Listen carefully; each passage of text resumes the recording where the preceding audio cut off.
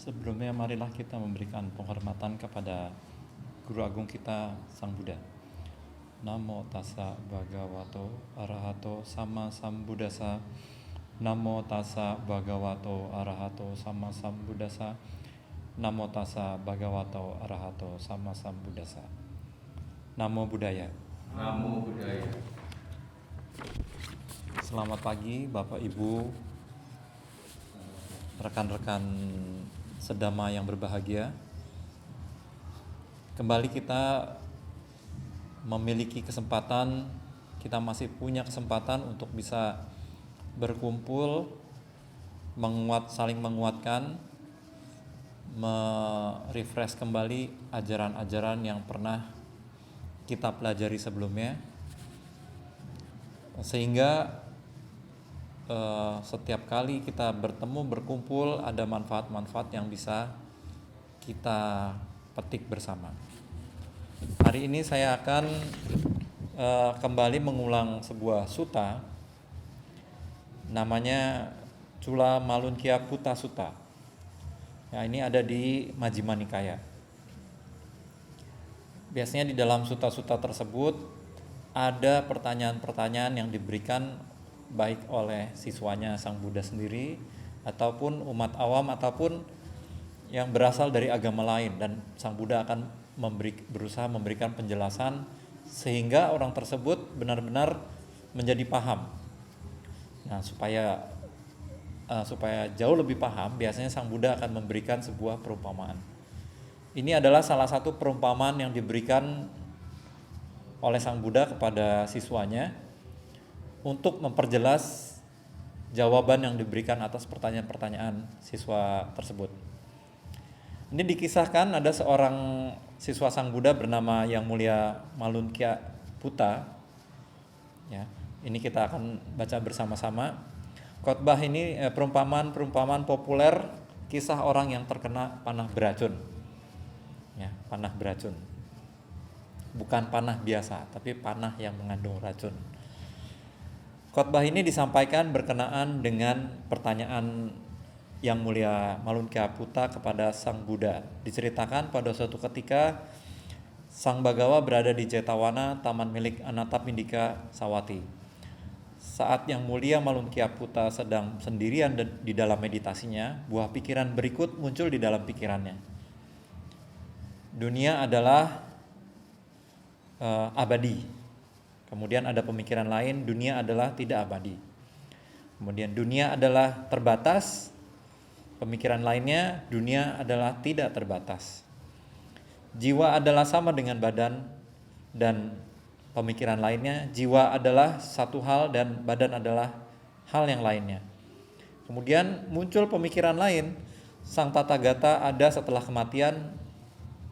Kemudian muncul lagi pemikiran lain bahwa Sang Tathagata tidak ada setelah kematian, dan Sang Tathagata ada juga tidak ada setelah kematian, dan Sang Tathagata bukan ada juga bukan tidak ada setelah kematian. Jadi ini yang direnungkan oleh Yang Mulia Malunkia Putta selama saat seharusnya beliau berlatih. Pikiran-pikiran ini muncul, kemudian semakin kuat. Ini jawabannya apa ya? Apa yang dipikirkan oleh Yang Mulia Malunkia Putta telah dibiarkan tidak dijelaskan oleh Sang Bagawa. Atas kondisi tersebut, Yang Mulia Malunkia Putta berkeinginan mendatangi Sang Bagawa dan menanyakan kepadanya makna dari hal-hal tersebut. Kemudian muncul sebuah pemikiran di dalam pikiran Yang Mulia Malunkia Putta.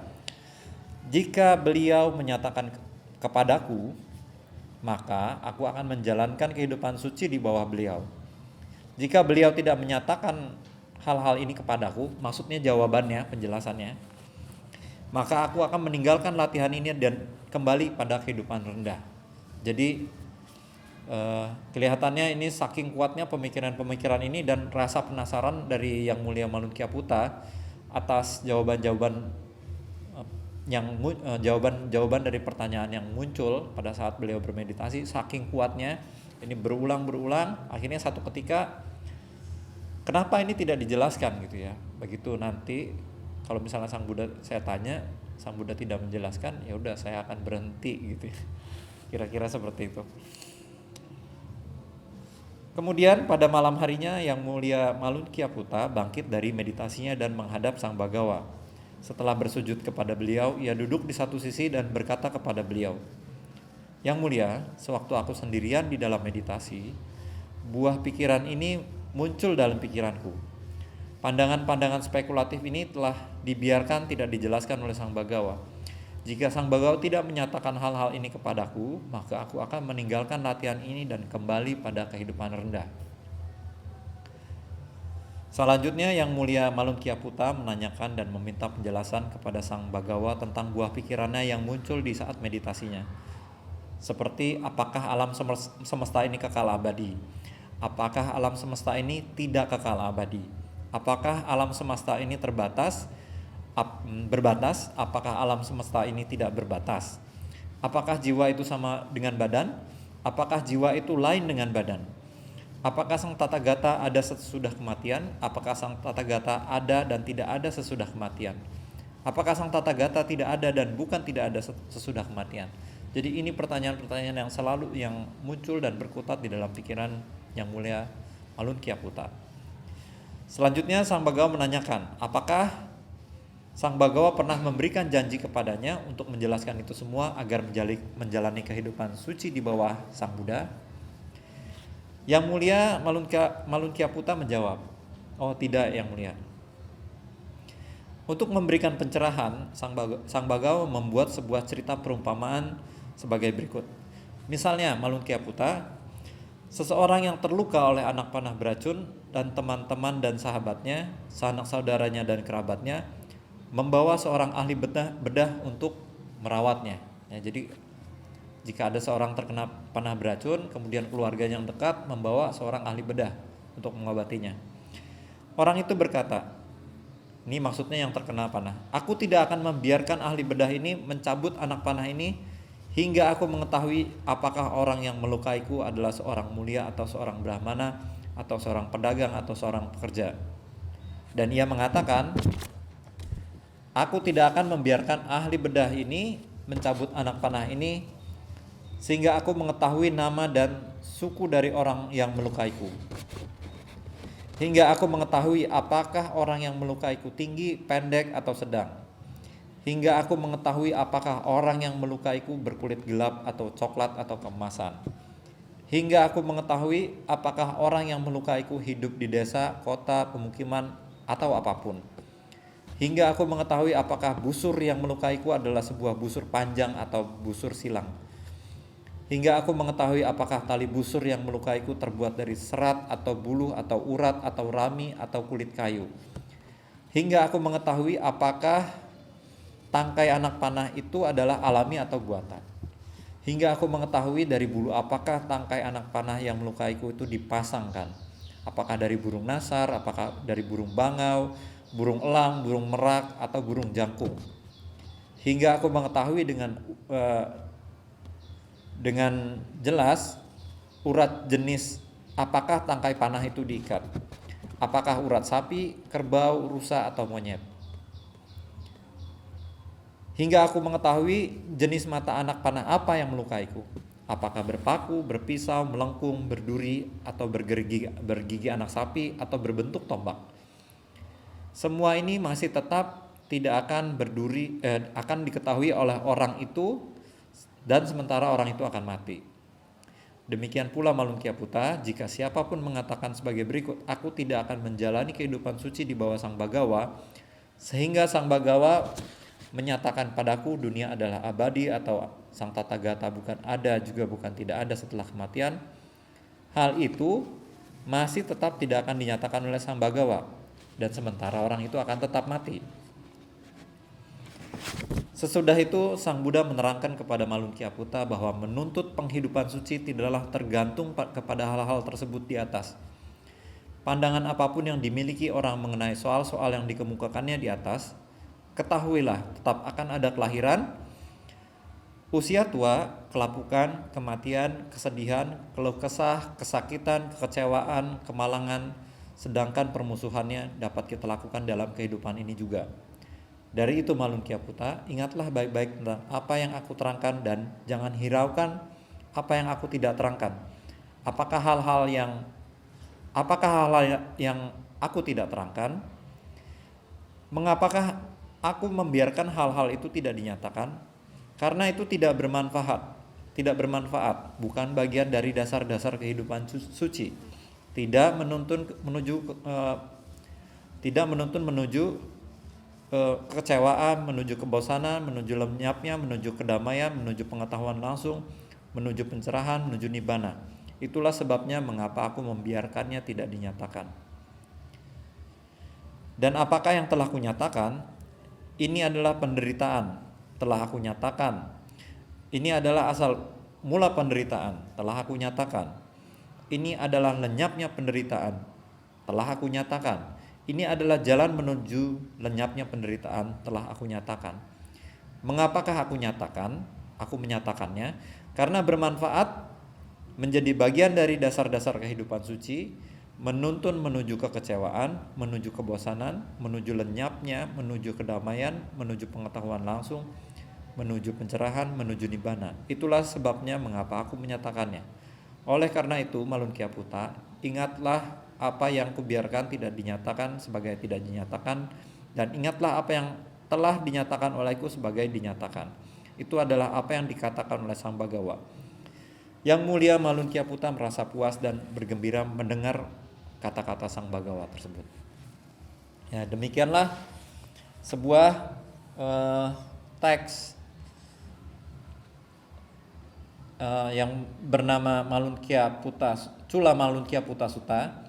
Ini menunjukkan sebuah pertanyaan yang diberikan oleh Yang Mulia Malun Kyaputta atas sebuah jawaban, maksud saya, atas pertanyaan-pertanyaan yang muncul pada saat bermeditasi.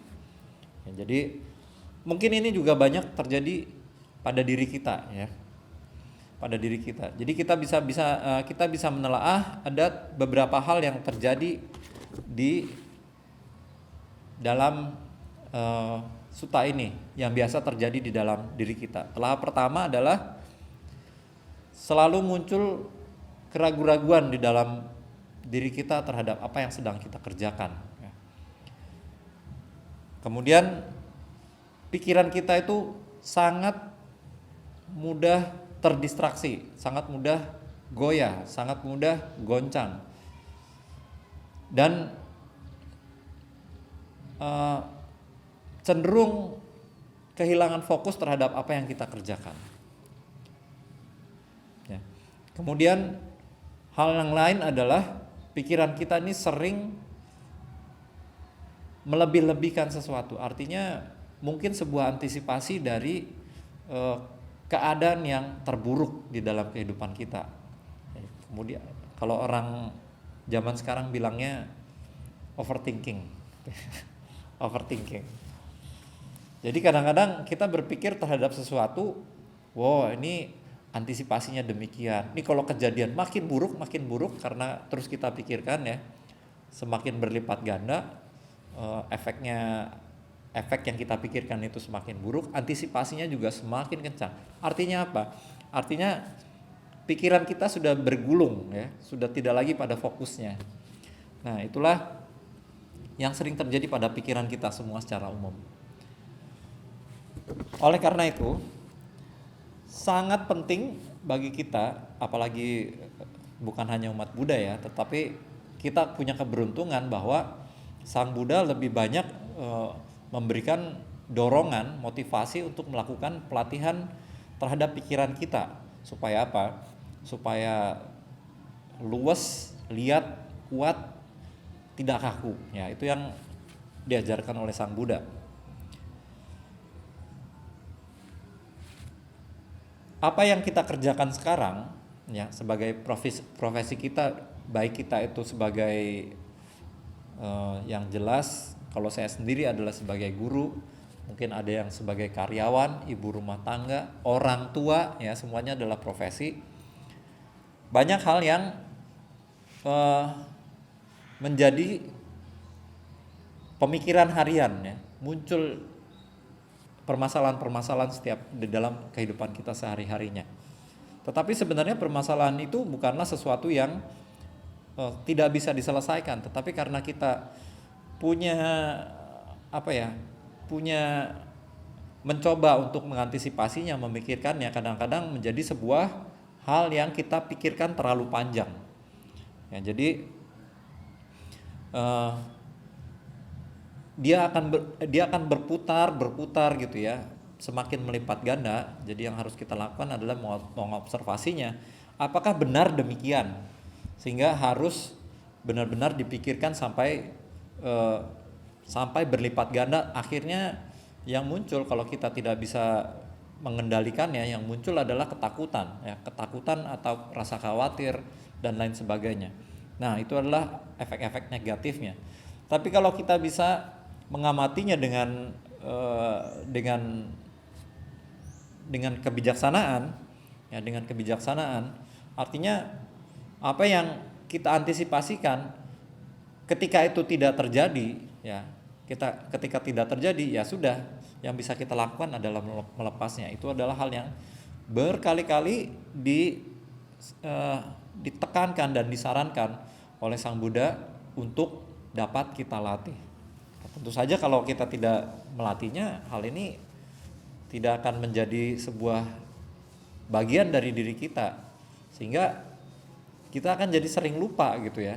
Kalau kita latih terus menerus, ini akan menjadi bagian yang integral dari dalam diri kita. Nah, yang harus kita pahami adalah di dalam bagian terakhir Sang Buddha mencantumkan sebuah kalimat. Mengapakah aku menyatakannya? Karena bermanfaat ya. Di sini saya cetak tebal ya, karena di tempat saya dicetak tebal. Di sini paling tidak saya garis bawahi ya. Di situ ada kata-kata yang sangat inspiratif karena bermanfaat ya. Dari kata itu saja kita sudah bisa memetik banyak hal. Jadi apapun yang profesi kita, fungsi kita di dalam kehidupan sehari-hari, jika kita bisa melihat atau bahkan memunculkan manfaat yang bisa kita cari dari pekerjaan atau kegiatan kita sehari-hari, rasanya itu tidak akan membuat diri kita menjadi muncul kekhawatiran ya. Karena kita tahu bahwa apa yang kita lakukan ini punya manfaat. Jadi di situ dinyatakan oleh Sang Buddha, karena bermanfaat menjadi bagian dari dasar-dasar kehidupan suci. Ini berhubungan dengan kebijaksanaan, berhubungan dengan spiritual, menuntun menuju kekecewaan, menuju kebosanan, menuju lenyapnya, menuju kedamaian, menuju pengetahuan langsung, menuju pencerahan, menuju nibbana. Itulah sebabnya mengapa aku nyatakan. Jadi yang menjadi bagian yang paling inspiratif dari sutta ini, mengapa saya sampaikan, karena dengan demikian kita bisa belajar untuk bisa melihat, mencari, menggali manfaat apapun yang bisa kita kerjakan demi apapun yang kita perjuangkan di dalam kehidupan kita ya. Mungkin demikian yang bisa saya sampaikan. Pertemuan kita di pagi ini, kita mengingat kembali mengenai sebuah sutta yang disampaikan oleh Sang Buddha yang berjudul Cula Malunkia Putta Sutta yang berada di dalam Majjhima Nikaya. Semoga apa yang saya sampaikan pada pagi hari ini bisa turut memberikan manfaat bagi teman-teman sedama semuanya. Sabbe satta bhavantu sukhitata, semoga semua makhluk hidup berbahagia.